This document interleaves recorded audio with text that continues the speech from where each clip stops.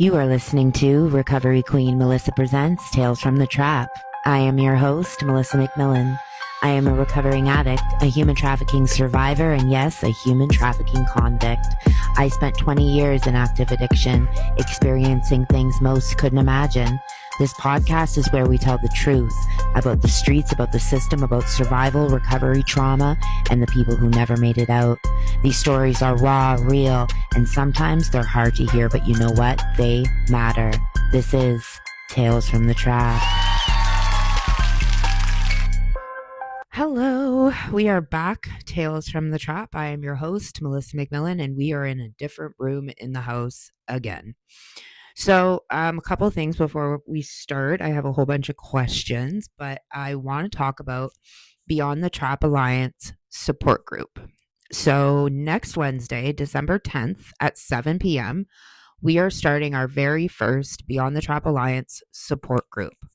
Everybody is welcome. Survivors, people in active addiction, people in recovery, people. If you're a person, come on down. Allies of people in recovery, allies of people who survived domestic violence, exploitation, human trafficking, addiction, mental health, being unhoused, all the shits, all of it. So I want to read you what I'm going to read at the top of the meeting, just so people, because there's going to be people that don't know who the fuck I am, right? So I wrote something just to kind of explain who I am and why I want to start the group. So hello, everyone. My name is Melissa. I'm a survivor of addiction, yes, but also of the trap. And when I say the trap, I don't just mean drugs. I mean exploitation. I mean domestic violence. I mean criminalization and poverty.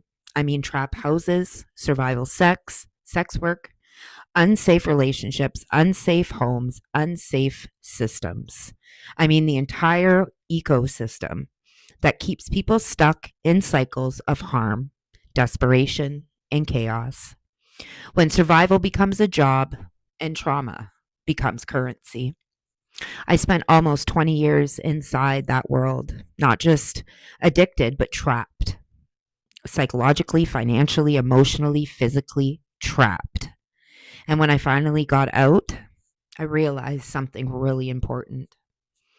There are a lot of spaces for recovery, right? But most of them are built around one model: 12 steps, fellowship, sponsors, rules, and abstinence first thinking. And for some, that works. It works amazing. It's life-saving, and I completely honor that. But for many survivors of the trap, like me, those spaces never made sense. Not because we didn't try hard enough, but because we lived through things that just doesn't fit into a narrow definition of addiction. A trap house is not an AA meeting. A pimp is not a sponsor. Trafficking is not poor decision making. Domestic violence isn't a character defect, and trauma cannot be healed through moral inventory alone. Traditional recovery spaces often treat addiction as the problem, but for so many of us, addiction was the symptom of a much bigger trap. So this group is an intentional alternative to traditional recovery models, but not just for addiction, but recovery from the trap itself, recovery of autonomy, identity, dignity, safety, voice, family, and future. This space is for survivors by survivors, people who understand that healing isn't just stop using. Okay. It's rebuild a life after violence, exploitation, loss, incarceration, and grief. Here we put people over policies. We don't shame coping mechanisms. We don't demand linear progress. We don't measure worthy by sobriety alone. We honor harm reduction, trauma-informed care, peer leadership, body autonomy, emotional safety, and survivor wisdom. We acknowledge that recovery from the trap is messy. It's not linear and deeply human. It requires connection, compassion, and community, not control. You don't have to fit into a program to belong here. You don't have to perform recovery either. You don't have to be fixed to be welcome. You only need to show up as you are today. Because survival isn't the end of the story. Escaping the trap is just the beginning, and building together is the work. Welcome to a space where survivors lead, where lived experience is knowledge, and where healing belongs to all of us. Welcome to Beyond the Trap. If I may say so myself, right? It's so good. So fucking good. I can't wait. It's gonna be excellent. I think there's gonna be like 10 of us. Oh, big numbers. Okay, let me sure. So there's been I went through this these questions, and there's so many good ones. So let's start. So this is, let's look at, so I think I did a lot about awareness. Okay. So what is it like to realize you've become the person you desperately needed when you were at rock bottom?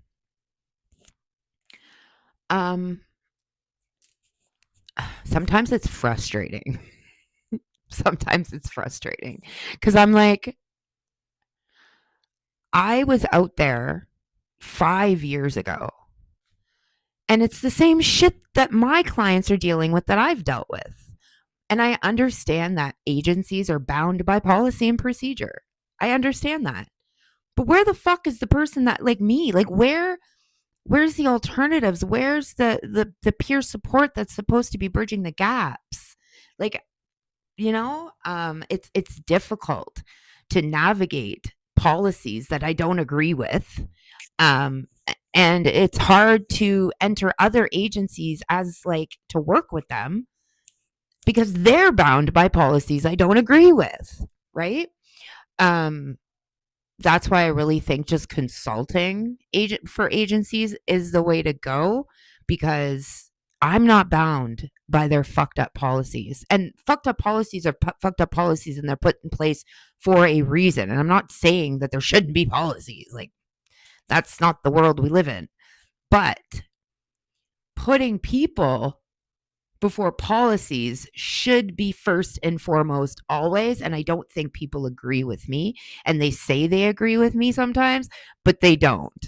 But like, they don't, because they're bound by policy and procedure and protocol. Right?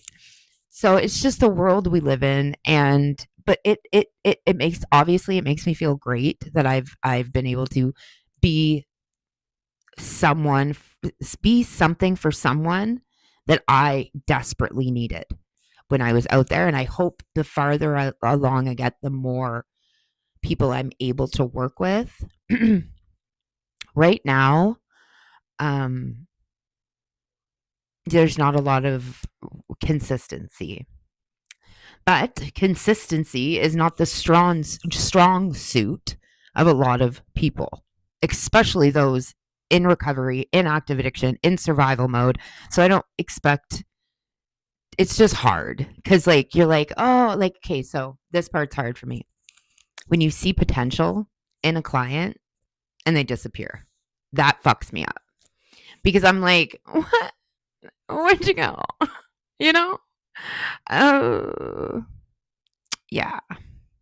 That part's hard for me. But that's the name of the game, right? That's why I think, though, every agency should have live experience advocates that are the face of the agency, because nobody wants to build a rapport with a fucking clinician. You will instantly walk into an agency and be given like a social worker, a peer support worker, a counselor, or whatever, and know if they've been where you've been. I was just talking about this with somebody in an agency that I used to use her services when I was really sick. I couldn't build rapport with anyone, and I think it may have been different. Like, now I work with professionals who have experience, but I don't work with a lot of people that are survivors, like that are working as survivors and lived experience advocates. I work with lots of people who went to school and have experience working in agencies, but they don't know what it's like to be where I've been. And I think if we work in tangent together, lived experience advocates with people who are bound by policies and procedures, we'd get a lot fucking farther. And I'm so happy that people are agreeing with me because I've had so many people reach out, so many from all different types of agencies saying, you are doing exactly what you should be doing, and we need you and you need us, because I'm not well established. I'm not a nonprofit. I'm not a business. I'm not a nothing. I'm a me with a phone. I call myself a crackhead with a phone. I really should stop saying that, but it's true, bitch. I'm a former crackhead with a phone and a fucking mic from Amazon. You know? So I don't have the ability to apply to the government for funding grants, and I don't have the ability to do any of that shit because I'm not well established. It's literally a thought in my head. That's it. You know? So to be able to work with well established agencies as a consultant, as a lived experience advocate, I think both of us would get a lot farther. And I'm happy to see people agree with me. And I've had so many agencies reach out and say, yo, we need you, you know? And I'm like, yo, I need you because you're established. And we both understand and we both agree. Even though I know you're bound by policies and procedures, I know you agree with me. And that's all I need to know. That's all I need to know.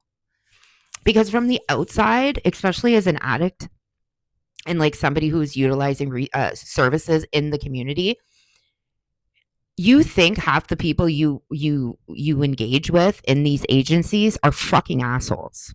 I'll just be real. I had the inability to build rapport because I was living in fight or flight.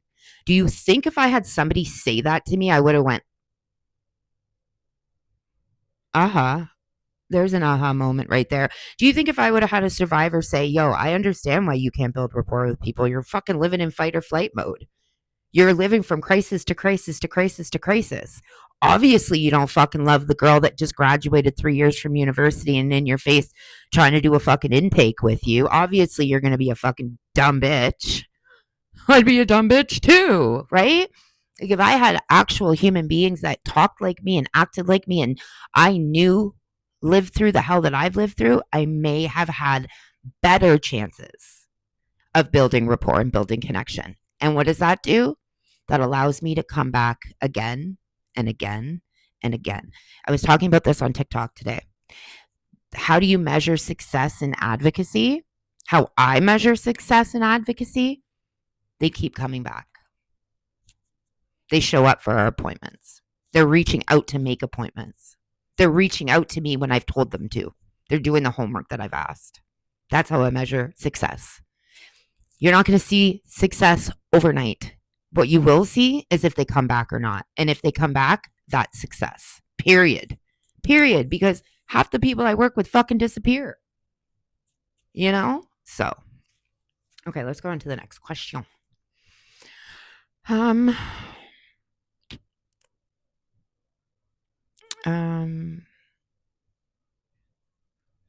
What do people get wrong about biological mothers who lose custody?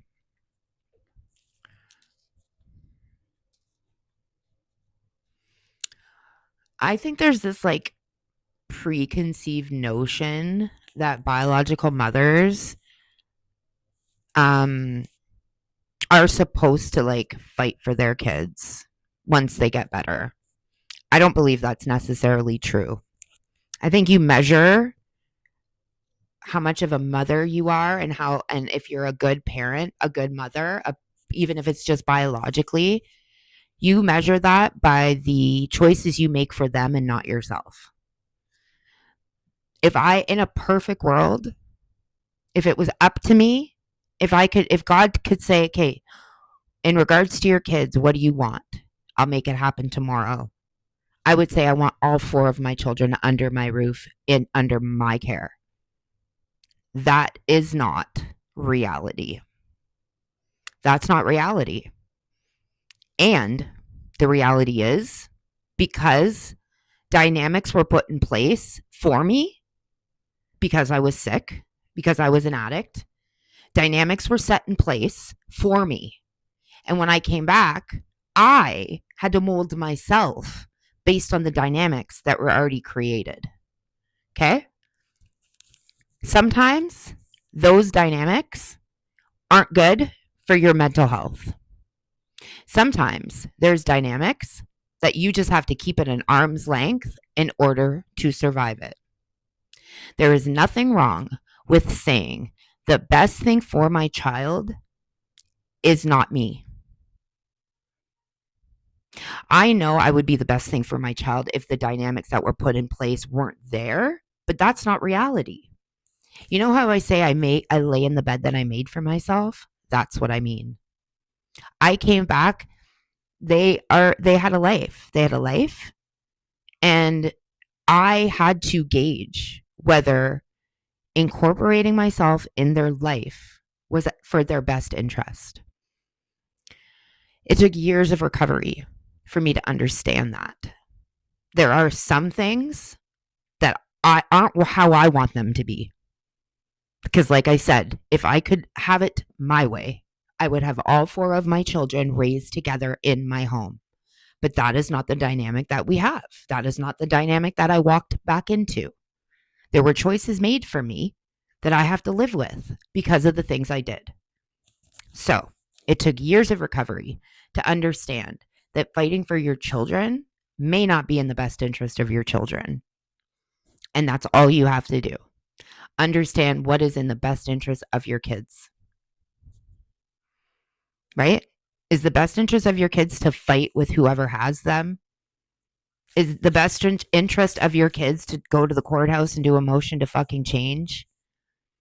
Or is that what you think you should do because you're in recovery? And that's what mothers do. They're supposed to fight for their kids back. Is that the best decision for your child? I know the situation that I'm in right now isn't the situation I want. And if I could change it tomorrow, I would. But it's in the best interest of my kids. Even if that means I'm not in their life. Right? The best interest of Emily was to be with her aunt full time. Her aunt and I work amazing together. I have all the respect in the world for her aunt, and I love co-parenting with her because she's a good fucking mom. Love it. She doesn't baby me. She doesn't give me simple and gentle reminders. She lets me be a mom. When Emily's with me, I'm her parent. I make the choices. She's not texting me, reminding me of things. You know what I mean? That's why I have so much respect for her. Because when Emily's with me, she goes, you know? She lets me be a parent. She never had to do that. She never had to do that. She never even had to give me space to be a mom again, but she has. And that's huge. She's grown. She's mentally fucking stable, and she's not resentful, and she's not scared of our bond. She's not scared of our bond. Emily has 2 moms. I think her relationship with my child is beautiful. I love it. She's such a good mom to my kid. There's no resentments. There's no, I'm jealous that she's going to see you more of a mom than, there's none of that. Because we're grown and mentally stable. And we know that it is in the best interest of Emily to have a relationship and a bond with all of us. Me, her aunt and her husband, and her dad. Because we're grown. We're not each other's favorite people. Well, I love Anne. Me and Andrew are tight. We're good friends, you know? I don't know if I'm her favorite person, but she never treats me any differently. Ever. You know?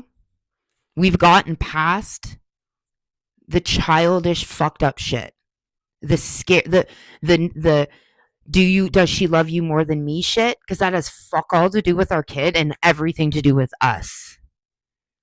And I think people who harbor that kind of anger and resentment and jealousy and all that shit I can't change people, but I can have boundaries and keep them out of my orbit and the orbit of my children, because it's not healthy for us.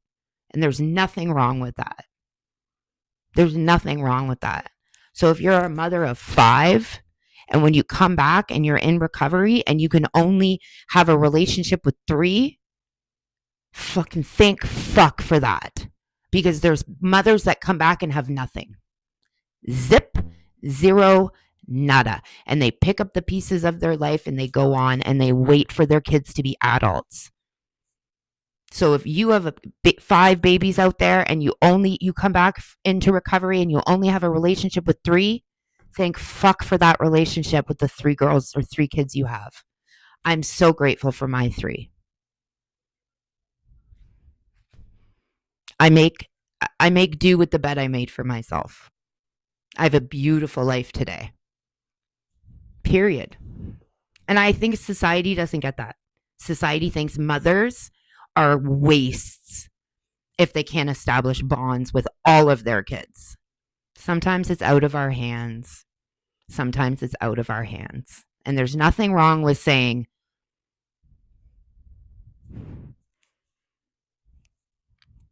you know? Right.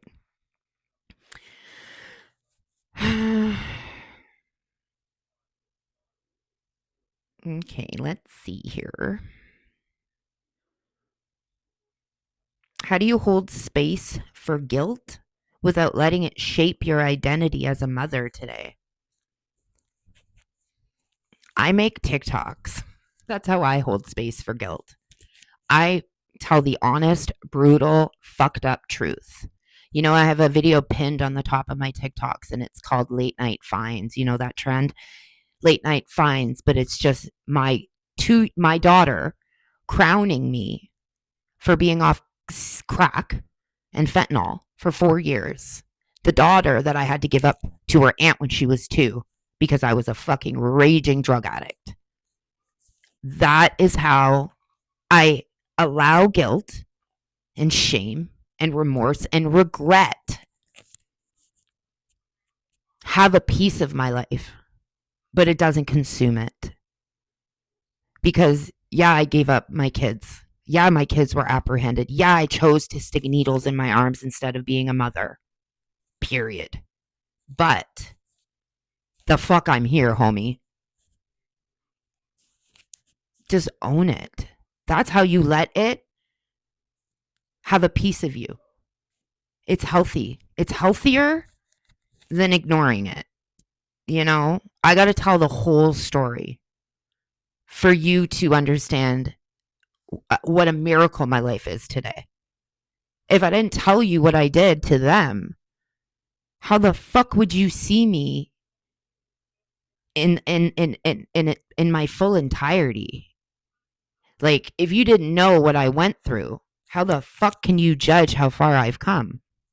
Right? So I own my shit. I own my past, and I let guilt, shame, remorse, and regret have a piece of my life, but I don't live there and it doesn't consume me, you know? Okay, one more and then I got a cheesecake in the oven. I can't wait. Okay. What do most awareness campaigns, this is about human trafficking and systems. What do most awareness campaigns get wrong about human trafficking in Canada? I have recently done some training, human trafficking training, and let me say, the government of Canada has some fucking pretty good ads. They do. They've got some pretty good ads. I was floored because when you talk about human trafficking, like, and I still see it because Christina from Angels of Hope, the founder of Angels of Hope, she posts tons of shit on the Angels of Hope page on Facebook. And the Karens in the comments talking about the East Indian guy that was putting a camera in her face at Walmart that she is convinced is part of a human trafficking ring. Like, yeah, stop. That's your racism, Karen. It has nothing to do with human trafficking. Go the fuck away. Stop. I know your culture shock is consuming your fucking brain right now, but no. I know a lot of people who see human trafficking and they think the movie Taken or they think Angels of Hope. I mean, what's that show called?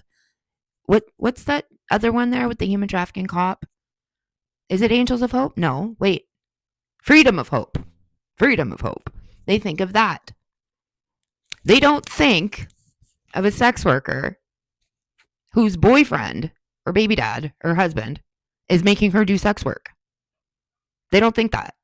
I can walk down Kathleen right now, which is the stroll in my community. I can walk down there and see instances of human trafficking every day. Period. Because I know how it exists. And it's far more common than the movie Taken scenario. You know? Like, it's I'm very happy the government of Canada, because they made a video and I was like, wow. And it was a woman whose man was making her turn tricks. It showed grooming, it showed the love bombing, then the grooming, then the you owe me, then the you're going to do this one time because we're in a desperate situation, and then that one time turns into forced sex work, which is human trafficking. And it was this commercial by the government of Canada, and I was like, damn, that's my life. That was my story. And that's the common instance of human trafficking. It's procuring. What I was charged with, the scenario that the detectives created in their minds, that is very common. A woman in Montreal and her daughter were traffickers procuring women to do sex work. That is very common. There are so many women who are human traffickers who in the past were 9 times out of 10 exploited themselves, and guarantee you because when you're in the world that I'm in, I was talking to somebody who I utilized their services today. It was like I was in a domestic violence shelter and I was utilizing their services, and I said, did I admit back then I was being trafficked? And she said, no, you wouldn't. But we knew. We don't admit shit. I remember when he had me arrested one time, I was screaming, he's fucking trafficking me. And that was like just mad. I was just mad, and that's why I said it. And then when the cops came back to me after I got released, and they came and knocked at my door, and they were like, hey, so we're here about all the fucking weird shit you were saying when you got arrested with the big black eye. What the fuck is going on, Mel? And I was like, oh, I don't even know what you're talking about. I wouldn't admit shit. Because the one time I got attacked on the stroll, which solidified the idea that I needed him, was the one night he wasn't there. So I'm going to charge him with trafficking me. First of all, he's also kind of, it's the father of my kid, So, like, I'm going to put him in fucking jail, be still out there doing the fucking work anyway. And I'm going to end up getting fucking attacked and shit no, I'm good. I'll deal with the fucked up shit that's going on. No, he's not trafficking me.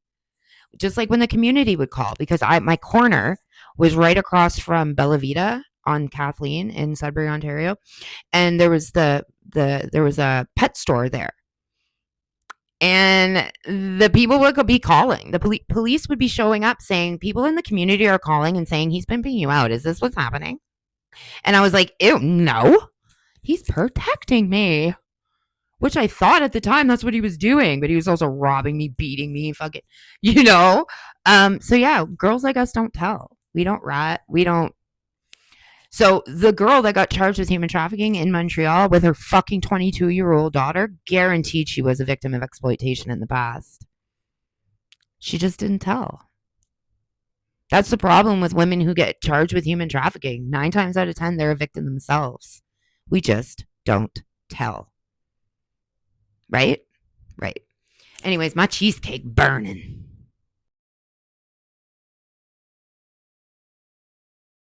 Okay, so this is to do with human trafficking. So, how has being both exploited and criminalized shaped your understanding of justice? So, just what I just said.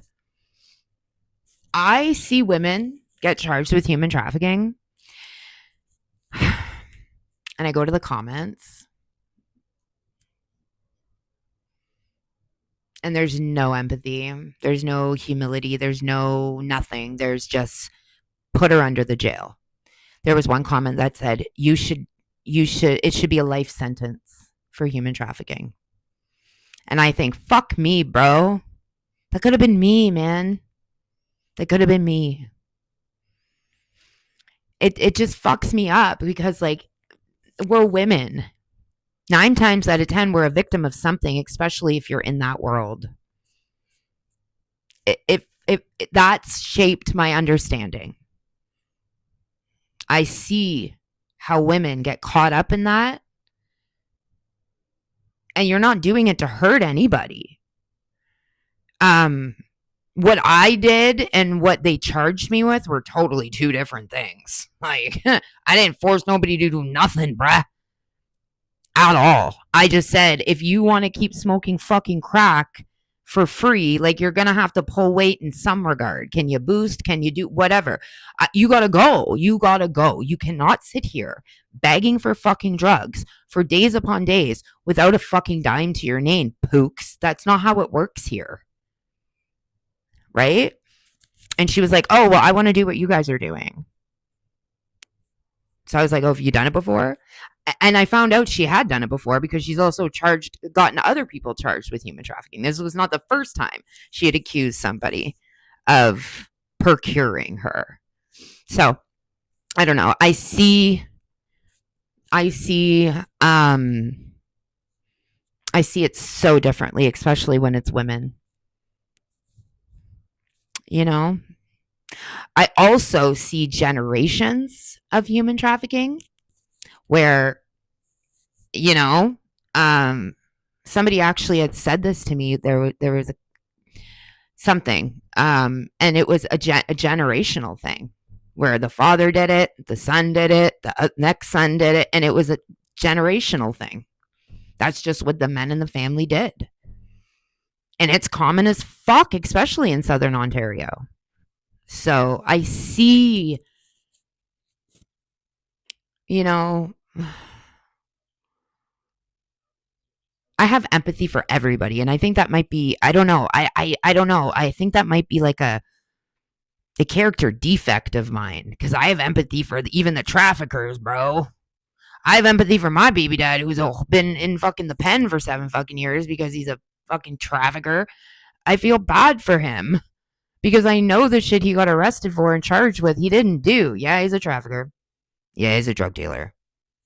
But he don't hit women. He don't, like, he never took money from nobody. He didn't grape nobody either. The fuck?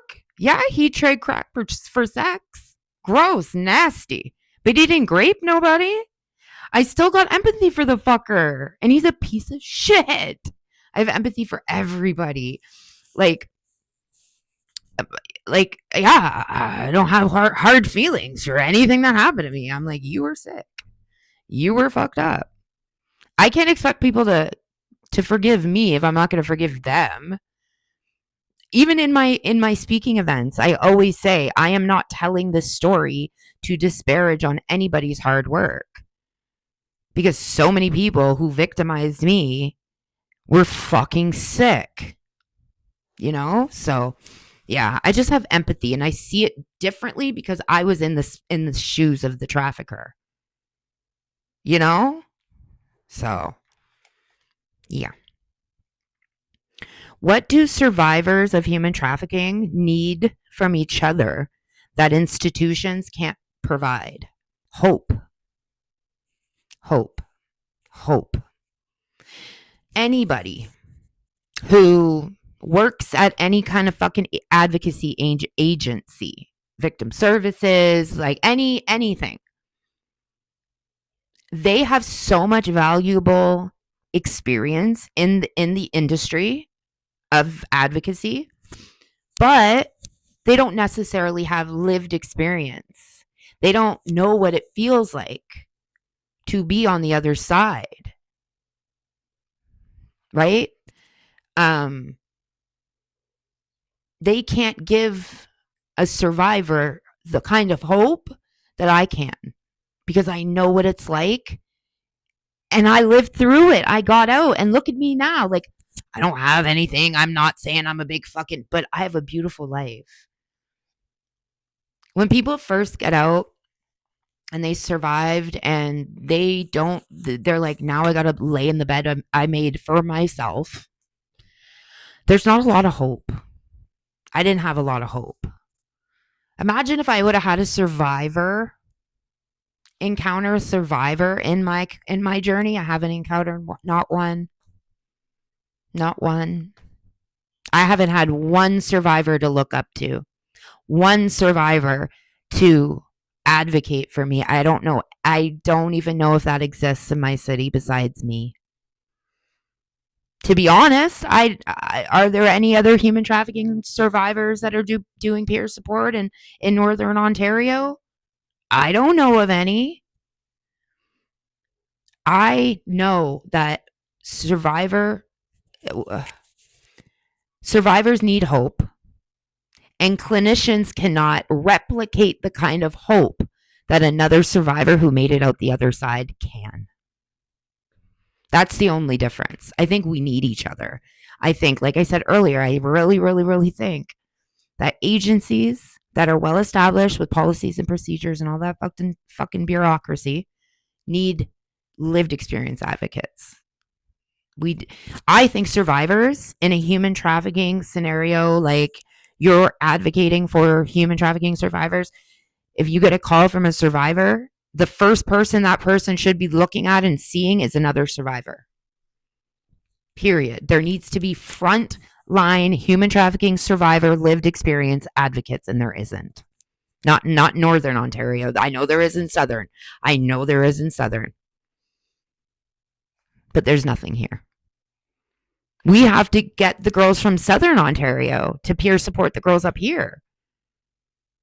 There's nobody. There's me. And I'm not getting anywhere. Thank God for the ones that have stuck their, that are allowing me to, like, they're referring clients to me and shit. Like, thank fuck for that. And I love that they see in me what I see in me, like, I know people see potential in what I'm trying to achieve here. But not really, there's a couple that are like, you're it, Mel. It's just frustrating. Because it's common sense to me. It's common sense that if a survivor comes into an agency, the first person that they should see is another fucking survivor who's made it out. Isn't that common sense? I posed this question on TikTok the other day and nobody answered me in the fucking video, but like one person. She's on there every day saying shit to me, so I've got like a good 10 really consistent supporters on my TikTok since I lost my old account with 23,000 followers. Now I have like 2. It's frustrating. But yeah, nobody really answered me except like a couple people. But I said, if you are a survivor of domestic violence, addiction, human trafficking, shouldn't the first person you see nobody should be doing an intake with anybody unless it's another person that survived what they've survived. That's just common sense to me, bro. I don't know, man. I really don't understand why this isn't happening. You don't think a DV survivor that just got out of a domestic violence situation should be confronted with another person that made it out? You don't think that would instill some hope? It's just fucked up because it's so common sense to me, and it's not. Common sense is apparently not common. Or I've heard this too. Girls that are put in roles like me, they end up back out. That's the thing too that I've been hearing. That they not end up back out, but they're not strong enough. Because it's a very, like, you get burnout, you get angry, very angry when you are trying to give education and you're told to dumb it down. When you're trying to give information to people and they're telling you you're being too honest and raw and you need to cut all this shit out. people get angry and they're like, oh, yeah. And they lose it and they lose their positions. And I've heard that. I've heard that girls just, I understand it because I've went through that whole like having to tame myself because when I was back, I was trap host Mel to the max. And I've had to kind of, because I'm trying to be a professional bitch. And I would never jeopardize anybody's agency by being told not to say something and then be pissed about it and say it anyway. What the fuck is that? That's just girls that need to do more work. And I don't think it's not it's hard work. It's hard work. It's hard work. When you're put into an agency that are putting policy before people, I can understand the frustration. And girls get burnout and it's not sustainable and then they're like, you know? So, this is called Imagine. Imagine walking into an office. Your heart's pounding, fight or flight, screaming, breath held hostage by every fluorescent light flicker. Already bracing yourself to translate your trauma into language that doesn't make the professionals flinch. Imagine stepping through those doors and instead of a clinician with a clipboard and a voice trained to sound neutral, you see someone who looks like you. Someone who's been where you've been. Someone who's bled where you've bled and hated themselves the way you hate yourself and still somehow made it out alive.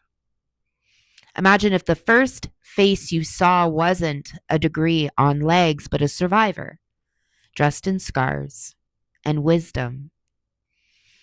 Someone who doesn't need you to explain why you don't trust anyone, why you sit closest to the exit, why you disassociate mid-sentence, why you apologize for even existing. Imagine that. Because when you come from the trap, from the streets, from exploitation, from addiction, your nervous system, it's a fucking landmine.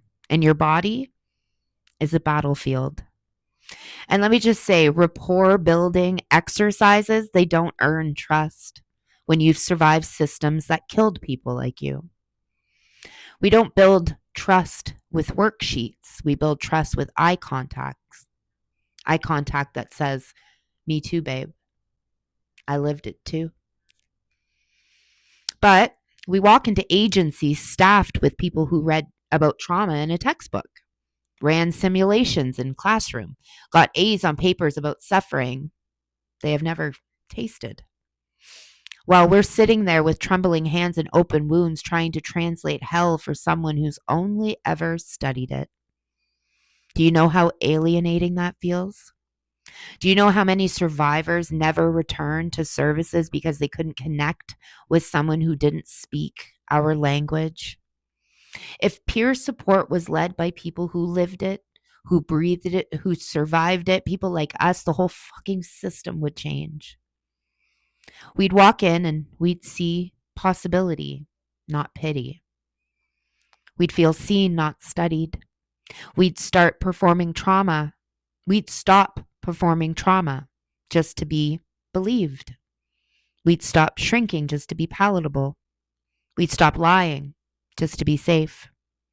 Imagine a world where the first person you meet is someone who says, without a script, without a tone check, without a fucking acronym, I get you. I've got you. And you don't have to prove anything to me. Imagine if every agency hired survivors first, trained clinicians second, and recognized that lived experience is not a liability. It is a fucking credential formed and forged in hell. Imagine if every intake worker was someone who knows what it's like to lose housing, to lose their kids, to lose safety, to lose sanity, and still get up and try again. Imagine the difference it would have made in your life. Imagine the difference it would have made in mine. Imagine walking in at 19, 25, 32, broken in body and spirit, and instead of being assessed, You were welcomed home by someone who was once just as lost as you are. Someone who could say, listen, you're not a case number. You're not a file. You're family here. You're one of us. We are living proof that the most qualified people to guide survivors are the ones who have survived.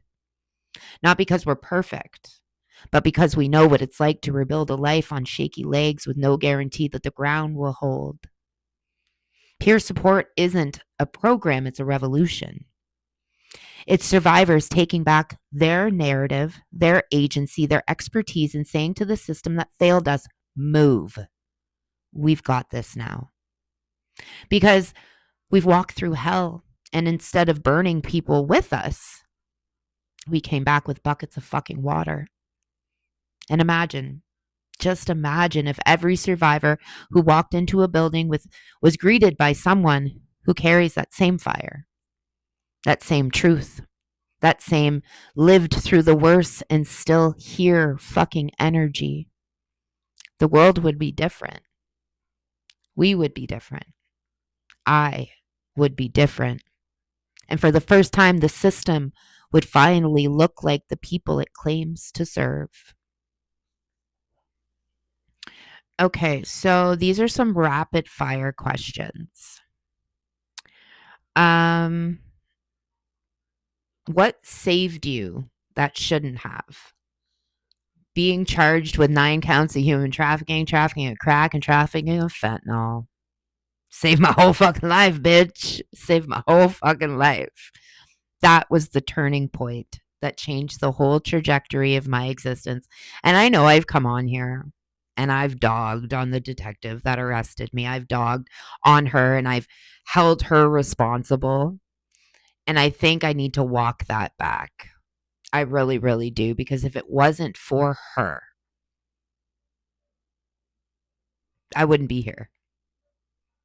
If it wasn't for her creating this narrative of what happened, I wouldn't have had to fight it to become who the fuck I am today.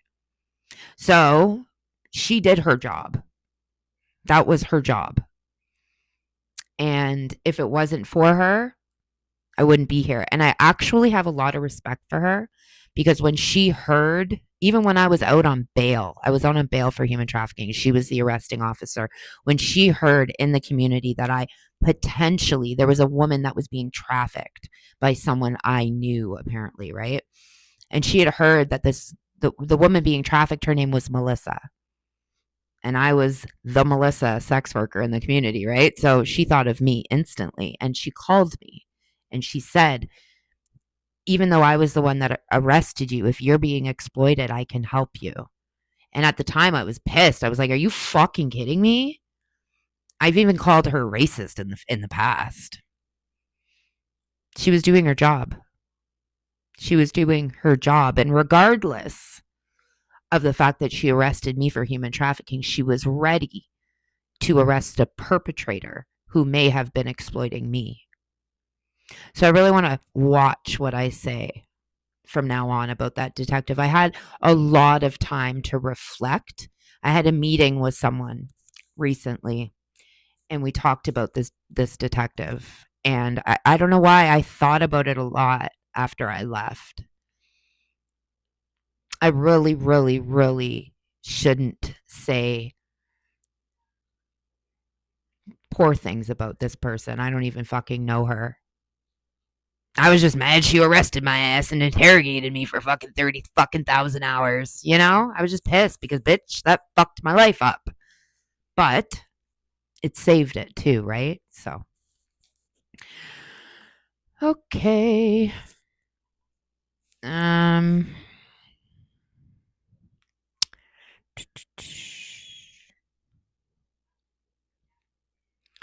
Um.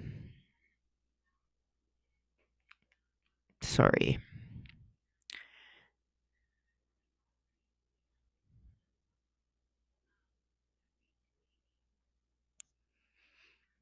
These are all a little deep.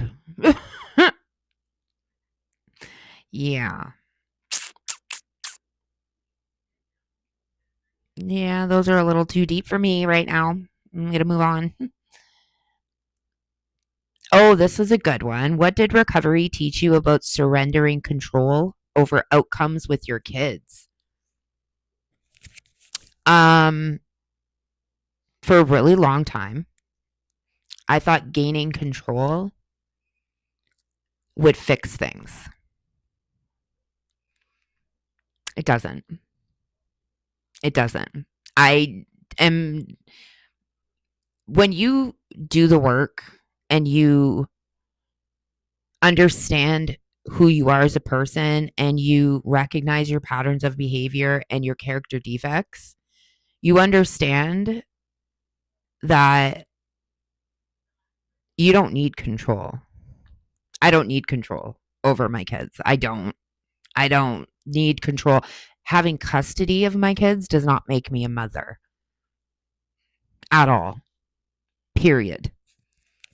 Making the choices I've made for them makes me a mother. Understanding what is in their best interest makes me their mother, regardless if I'm not there raising them every single day. Understanding that I would rather not even be in their life than disrupt it.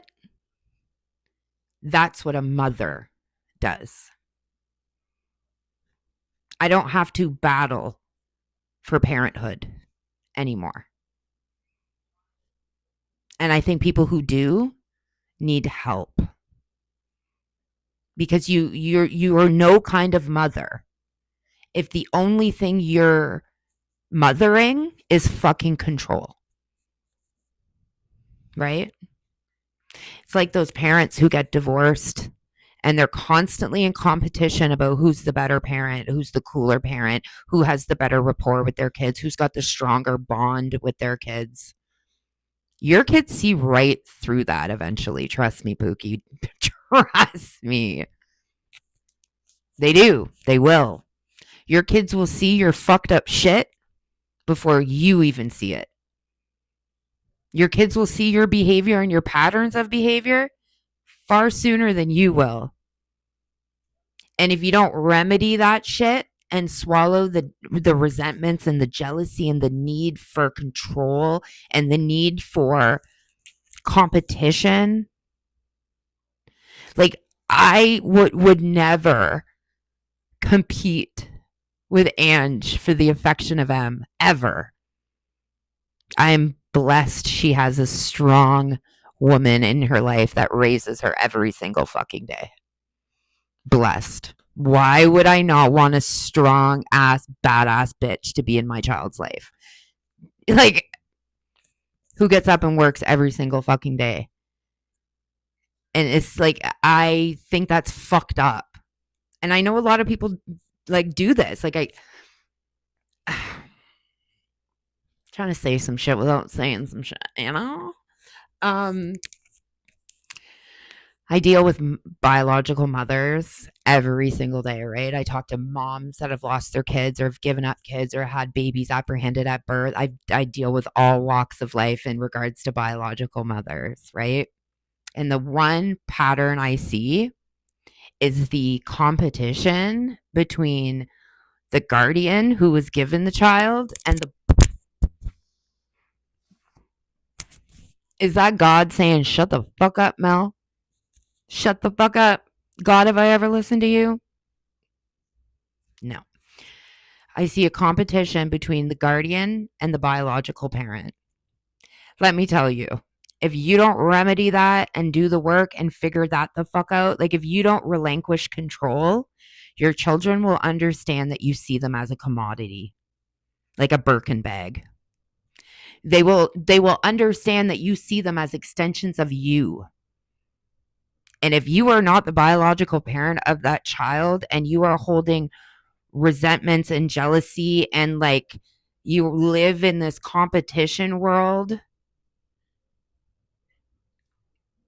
no contact is in your future. I'm telling you right fucking now, bro. I am telling you right fucking now. Just saying.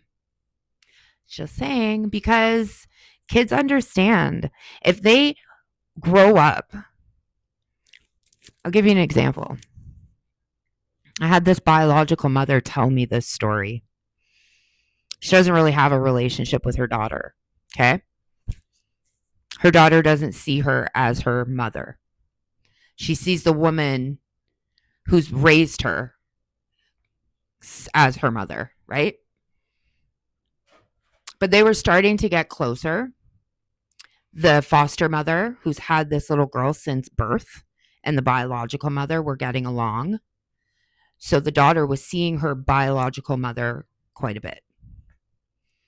And the little girl comes home from school one day and says, I'm going to make Carla, which is bio mom, I'm going to make Carla a Mother's Day card this year. And instead of being met with encouragement and excitement and, you know, framing it in maybe a way, something that the foster mom and the child could do together by like celebrating the gift that Carla gave both of them, instead of doing that, the foster mother scolded the little girl, explained to her that Carla is not your mother. Carla doesn't take care of you. Carla doesn't bathe you. Carla doesn't send you off to school every day. Carla wasn't up for 6 months crying because you were born addicted. Carla didn't do any of those things. Mother's Day is for mothers. She is just your biological mother. She doesn't deserve a Mother's Day card. That's not what this day is for. This day is for mothers, and she is not your mother. Okay? And she didn't stop there. The foster mother proceeded to ask the foster father, her husband, to also reinstill this to the little girl. So when the foster mother told Carla, she came home from school and wanted to make you a card. Well, I put the stop to that. Like, what, like, and Carla was like, what do you mean you put a stop to it? Well, we explained to her that mothers are mothers who raise you, who had you since birth, who take care of you and clothe you. And Carla was devastated for her biological daughter. Even though she doesn't have a relationship with her, she doesn't have a bond with her, she still loves her. She's her child. And if she could have it her way, she would have her back and raise her. But she can't, because Carla lives every day in the bed she made for herself. But let me say, that foster mother, that child will remember that forever.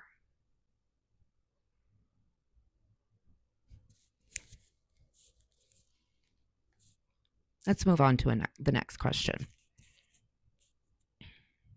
What has recovery taught you about raising kids who carry trauma they didn't choose? So I have children with trauma, and trauma in children manifest in behavior issues, right? Unless you identify and own the trauma that your children have because of your choices, you're not going to get anywhere. Your children are the way they are because of what you did, period. You were given a blank slate. The behavior issues that little girl is experiencing at school was because she was apprehended at 2, and she was raised with a family that isn't her family.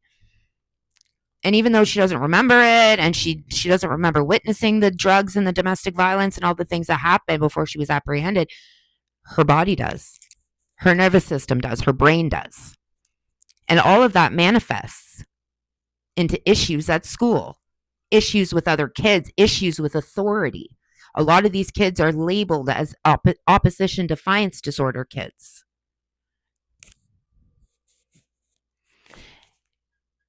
You need to own it. You need to own it. I've learned that avoiding it and blaming it on other things is not the way to go. My child has experiences self-harm because I have really bad coping mechanisms, and that shit's hereditary. It's just because she's not using drugs, it doesn't matter. It's still a coping mechanism that is a negative coping mechanism. All of that shit is because of their start at life. When Em was little, she was labeled ODD, ADD, all the DDs. It's because she has adoption trauma. Period. So when we go to the school, because me and Andrew are in the office, like dealing with something that Emily did, we're like, I always say, well, that's very common with kids that were adopted.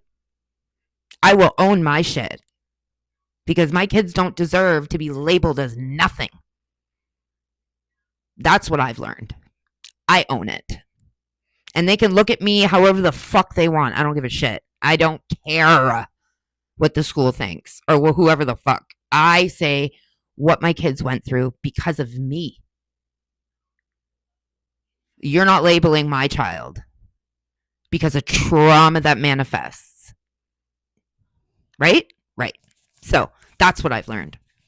That kids with trauma are labeled. And unless you own it, your kids will spend the rest of their lives being labeled as other things instead of what it really is, which is trauma from childhood, trauma from being apprehended.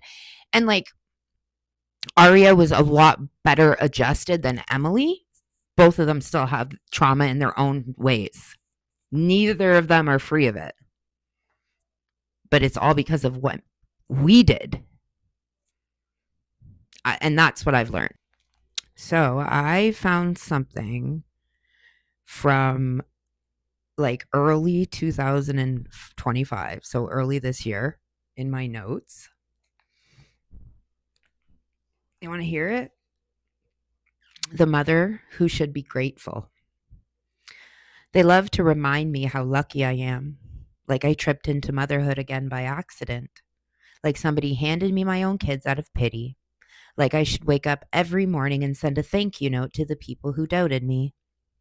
You should be grateful, they say, and I am. But not for them. Not for the system that broke me or the whispers that haunted me or the people who smiled through their teeth while secretly waiting for me to fall again. I'm grateful for my kids, though, for the way they love me without the fine print, for the way they don't see recovery mom. They just see me, mom. They don't hold my past over me like everyone else does. They hold my hand instead. They're the reason I kept breathing when all I ever wanted to do was disappear. But you want me to stay small. You want me to perform my gratitude, to be the inspiring mom you can pat on the head and talk about later. You want me humble, quiet, forever apologetic for my own survival. You don't want me proud, I don't think. You don't want me loud either. You don't want me equal. You want me in debt to the system that tried to erase me, to the people who played God with my motherhood. You want me to feel like I owe you something for finally letting me be a mother again. I don't owe you shit. You didn't raise my kids. You didn't hold them when I couldn't. You didn't sit through the nights I thought I'd never be enough. You didn't earn their laughter. I did. Every smile they gave me is a receipt of what I built with my bare hands and a bleeding heart. You want me to thank you? For what?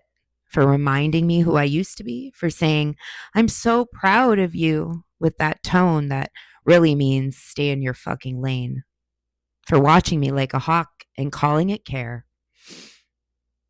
I don't know. Is this to CPS? I don't know. I'm done saying thank you for spaces I had to fight my way back into. I'm done pretending this life was handed to me. It wasn't a gift. It was earned through sweat, tears, shame, and truth. Through walking into courtrooms with my heart in my throat and my kids' names in my chest. You think gratitude means silence? That I should be thankful enough to shut up? But gratitude without truth is just obedience.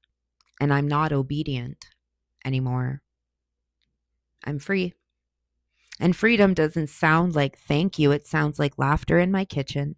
It sounds like my kids calling my name. It sounds like peace. And peace doesn't need permission. So, no, I won't whisper my thanks to people who never wanted me to make it. I won't downplay the fire it took to earn this life. I won't smile through judgment just to make you fucking comfortable. You want a grateful mother? That I am. Grateful for the pain that built me. Grateful for the kids who healed me. Grateful that I can finally say this out loud. I don't owe you my gratitude. I owe my kids my truth. And that's exactly what they're going to get.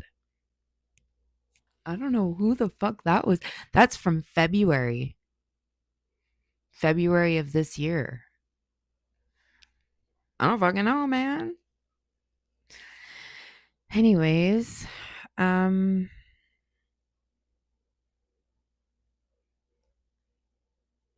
let's see.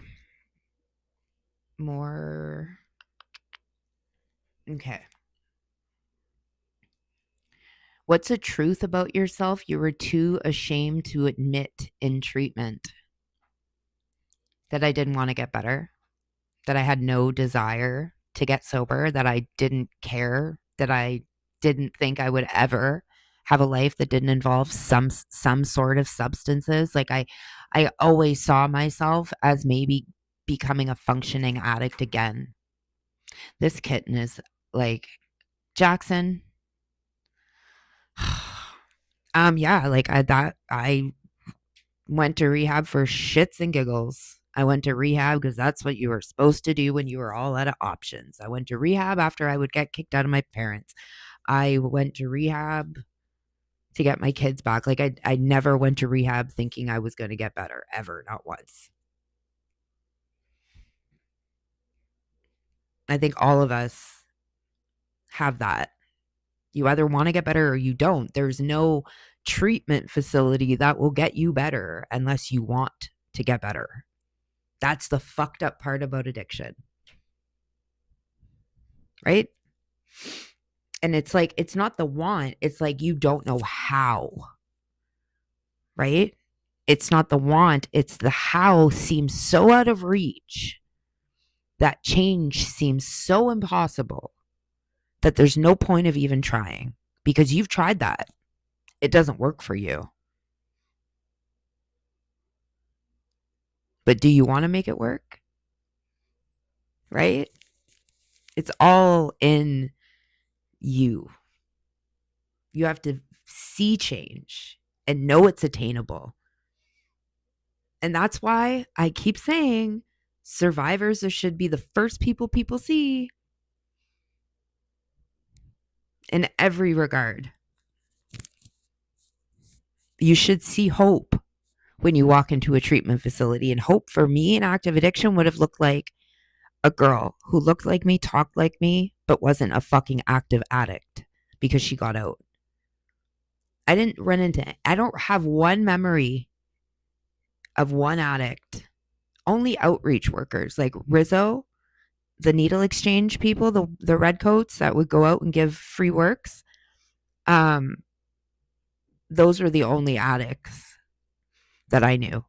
I didn't go to treatment and meet addicts in recovery. I didn't know recovery existed. I literally didn't. I didn't know recovery. I knew recovery like 12 steps. Like you had to be in 12 steps for the rest of your life and join the fellowship and be in a cult. Sorry, I don't mean to say that, but I do. Because to me, I can't do it. I can't do it. It would never work for me. It saves lives. I honor it.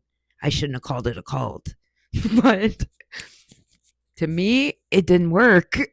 It made it way worse. I felt alienated and ostracized, and I did not fit in.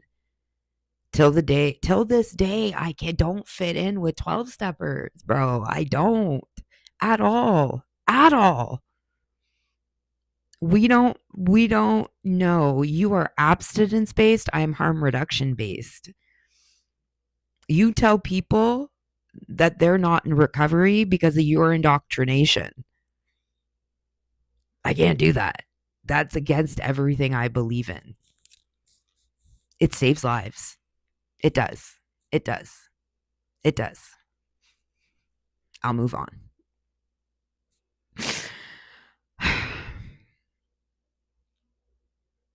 That's a weird question. What does self-forgiveness actually feel like in your body? Not just in your mind. What? Self-forgiveness in my body?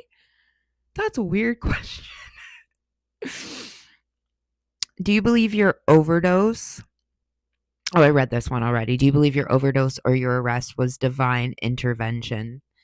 Not the overdose. The overdose didn't do shit because the overdose was after the arrest. Um, yeah, no, all of it was. All of it was. If that plug hadn't bear maced me when he did after I got out of jail on bail, if I didn't get bear maced by that man, I probably wouldn't have went home to my parents when I did because that was the wake up call I needed. When the cops didn't breach me, damn, damn, I must have had a horseshoe up my ass. Fuck, I would have sat in the bucket for another whole year if they would have fucking, bro. That would have been rough. Thank fuck. I don't even remember. I should thank them one day. I should find the cops that fucking came to my house that day. I wonder if I could figure it out. I wonder if I could call the police station. I'm going to ask. I'm going to find out. I need to thank them. I do. No, I'm actually going to find the cops that showed up to my house after I got bear maced. Bro, I wonder if they do an interview. I wonder if they'd be allowed. Oh my God, I got to make some calls. Imagine. Can you imagine if I found the fucking cops that were there after I got bear? I wonder if they would let me talk to them and record the conversation. I just want to ask if they remember what happened. Like, I just want to ask if they remember what. I just want to know. Oh my God, I have to call. I have to call. No, I'm calling. Oh my God, why didn't I think of that? That's so good. Yep. You know, so should I? Because, after I got my mug shots, I lost it a bit. But no, I have to know. No, I have to talk to them. Yep, calling. Okay. Anyways, let's move on. um, have you ever felt lonelier in recovery than you did on the streets? Never. My worst day in recovery is nothing compared to even my best day in active addiction. Fuck no. Fuck no. I will never give up my 3-bedroom townhouse in the hood. My aunt goes, because some fucking clown ass sicko, a bunch of my followers on TikTok, because it's Christmas and I'm a broke bitch living in the hood on a disability. Like I'm a mom with no money, just like the rest of the world, though. I'm not saying, So a bunch of my followers on TikTok were like, why don't you make an Amazon wish list for the kids' Christmases? So the kids made an Amazon Christmas list and we were unbelievably blessed. And they got so many gifts, like unbelievably fucking blessed. Somebody in my personal life, okay? Not just a random fucking person on the internet, somebody I know in my personal life messaged fucking people on TikTok and told them that I am taking them for a ride because my parents are loaded. That's what they fucking said. They said my parents are like, okay, so my 40-year-old grown ass is supposed to bank her life on my dad's pension from Glencore. Are y'all good? You think a 40-year-old woman should be surviving off her fucking father's money? Let me just say, my parents are amazing and they are extremely well off, period. But that doesn't mean I am. We would never go without, but my parents don't buy my kids my Christmas gifts. I have to provide a Christmas for my children. My parents are coming to my house this year for Christmas. It's my shit now, bro. Who the fuck thinks that? That's a projection because you can't help your own kids. I'm sorry. You're in your what, 50s? It's crazy that anyone would do that, but that's what was done. I don't know where I was going with this. Why did I tell that fucking story to begin with? Wait. Hold on. Hold on. Well, there was a reason I said that. I don't remember now. Oh my God, I'm going to have to go watch the video. Hold on. Okay, I figured it out. Have you ever felt lonelier in recovery than you did in active addiction? And I said no, because I wouldn't give, I would, this is my fucking palace, bro. I've built an empire compared to what I used to live. Okay? An empire. And the reason I told that story is because me and my Aunt Ramona were talking about it. And she said, this is what she said. She goes, if you were well off, do you think you'd be living in the Bronx? I died. I'm like, right?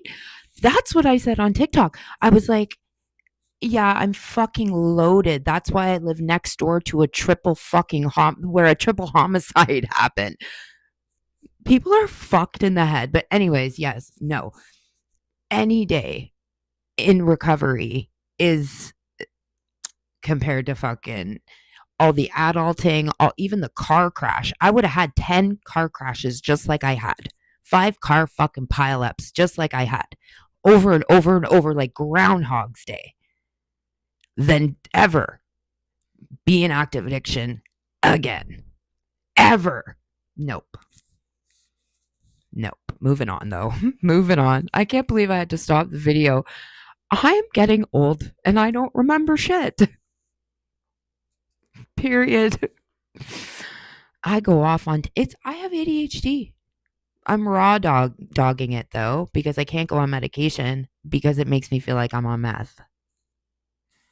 Remember that? Do you remember when I tried that? Remember when the doctor diagnosed me with ADHD earlier this year and he put me on fucking Concerta?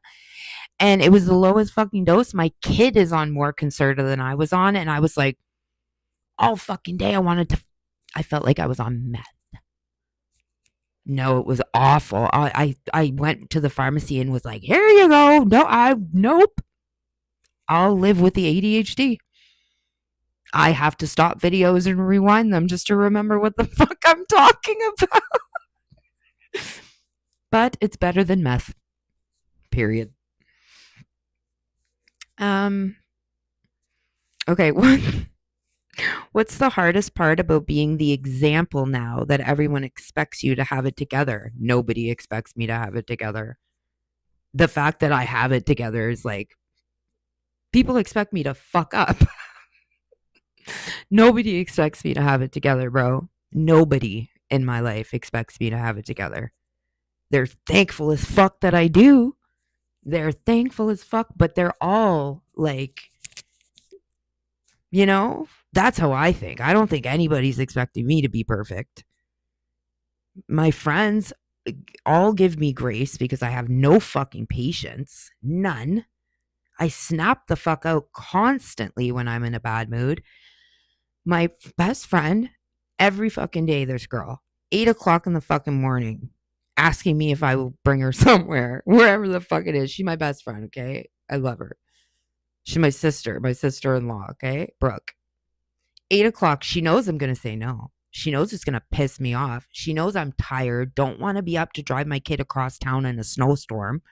And you want to ask me if I can take you to fucking Costco for Christmas paper? For wrapping paper? No. Shut the fuck up. No. And I'll get mad and I'll snap out. And she's like, I don't know why I keep doing that. I know you're going to say no if I ask you right away. She still does. And they give me grace because they know, like, 8 o'clock in the morning, you're getting trap house smell. Melissa's not there yet. I'm not there until I go, have a good day, babe. I'll see you after school. After that, you're good to go. But if you're catching me on the way to school, it's trap house Mel driving the bus. Don't be asking me for nothing at 8 o'clock in the fucking morning. Are you okay? Especially if the roads are bad. If it's snowing and you ask me for something, you're lucky if I don't block you off all my social media and not talk to you for 6 months. That's how much Trap House Mel has patience. Like, my friends give me grace, though. They do. They know. They know it's not me. They know it's her. Right? Okay. Okay. Ooh, this is a good one. Is this spirituality, purpose, and the unknown? Let's do some of these ones. Okay. So, if you could ask the universe one question about why it chose you to survive, what would it be? What? I would ask why it chose me. If you could ask the universe one question about why it chose you to survive, what would it be? I would just want to know, was all of that meant for this, or was it just luck that this came from that? Like, was I meant to suffer like that by my own doing, right? Was I meant to suffer like that in order to get here? Or is this outcome just because it's who I am and, like, you know what I mean? It was not meant. Do you get what I'm saying? I would love to know if it was all meant to happen this way, or if this is just the outcome of what, like, I don't know if I'm even. Anyways, next. Do you believe redemption has a limit, or can everyone truly come back? Everyone can. Everyone can. Everyone can. Everyone can. And as long as you decide you are going to lay in the bed that you made for yourself and accept that, it's not going to be the life you had before. It's not going to be the life that you envisioned, but it's going to be a fucking life. And it's going to be a better life than it is out there. Hand to God. Okay. Do you still think you're paying off karmic debt for who you used to be? Yes. Yeah. Yeah. That's okay, though. I'll get there one day. It'll all be paid back one day. I did a lot of fucked up shit. I think, taking accountability for it paid off a huge debt. Because I could be out here saying it's everybody else's fault. I could be out here saying, you know, it's not. It's mine. But one day it'll be paid back. Yeah, one day it'll be paid back. There are consequences to every choice you make. And I made a lot of bad choices. I made a lot of fucking bad choices. Yeah. Anyways.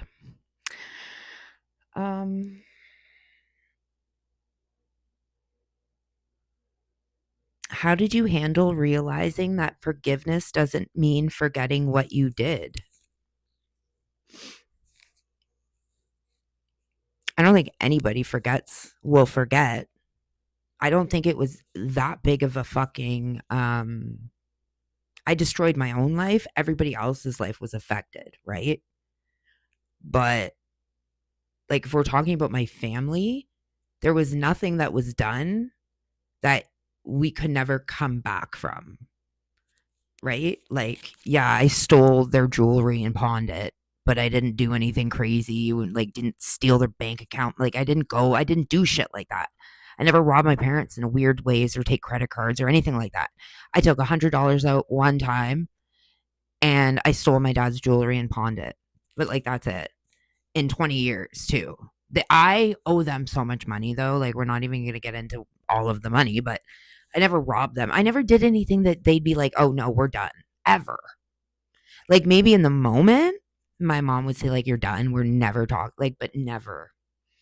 No, every time I was like, hey, I want to try, they'd be like, okay, there you go. You know, they always supported me. They never, yeah, no. No. Do you ever feel jealous of the person you used to be because she didn't care about consequences? Is that God saying what you're about to say, Mel? Don't say it. Gonna say it anyways. There's a lot of times that I would just love to be a petty fucking dumb bitch. I would love to come online and air all my fucking drama and talk about all the fucked up shit somebody did to me. And I want to say everything and name drop and be a fucking just give all the tea. I would love to do it. Love to do it. But that's not who I am anymore. That's not who I am. I could say so much. And I don't because I don't want to do it. Like I don't want to be that type of person. Like I don't. There are things that I have to talk about because it's part of my story and I will talk about it all the fucking time and every, like nobody will ever dim me down or like nobody will ever be able to say don't talk about that. Try it. Try it. Try it. You're lucky I don't say everything, is what I mean. And I wish sometimes that I could just have a day where it's just trap house Mel. Not drugs, though. No drugs. But, like, you know what I mean? I wish I could go on and make all the low blow TikToks, but I can't because I'm grown and I'm also don't want to give anybody no more fucking of my time. But it would be nice to be petty bitch someday, and not give a fuck. And not because I'd be making TikToks and deleting them. I'd be making loads of TikToks and deleting them because cooler heads prevail. Even really vague ones, you know? And I'm like, ooh, I gotta delete that. Because I don't care to cause any fucking, you know how I feel, Pooks. You know how I feel. You know how I feel. I don't need to make any low blow TikToks. You know? And the ones who know, they know. And it's on a need to know basis these days. Okay. How do you rebuild trust in a community where your survival strategies harmed others? Ooh, that's a good one. This is reputation, redemption, and community. How do you rebuild trust in a community where your survival strategies harmed others, even if unintentionally? So, I think about this a lot. There are people in the community. There's a guy named Aaron, and he owns the Shoppers Drug Pharmacy thing downtown. And I punched out a floor walker in there one day. And he charged me. And I'm not allowed in there anymore for a really long time. And he deserves an apology. I hope he's seen me, you know? I hope he's seen me in the news and shit. Like I think about that sometimes. I hope he's seen me. I would love to talk to him and say thank you because I went in there and I was like, yo, Aaron, can I have toilet paper until ODSP? And he gave me $10 out of his pocket. And I was hungry, so I stole a chocolate bar, a Reese's. And his floor walker saw me and I punched her in the face when she fucking told me that she was like, are you going to pay for that? And I was like, bang. Stupid. And I got banned from there for like 30 years. I think I'm banned forever. I don't even know. I'd have to look at my conditions. Yeah. I would love to go in and be like, yo, I was having a rough day. I'm sorry. You know? Yeah.